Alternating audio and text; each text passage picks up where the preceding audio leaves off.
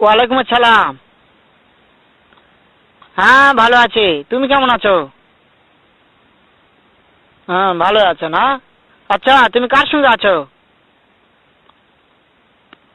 ওই মাদার চোদের সঙ্গে। ওই মাদার চোর তো এতই হারামজাদা। ওই শুয়োর বাচ্চা, ওই তো লটির বাচ্চা। ওই সাওয়াচুদির বেটা মাগিল লিছা, এতই মাগিল লিছা। ওই হারামজাদের আমি সামনে পাইলে একটা এমন একটা চটকানি মারবো, শালা মাদার চোদ। শুনো, তবে কি আছে? ওই মাদার চোদ ওই জায়গায় আছে নাকি? ও আমার কথা সব শুনতেছে।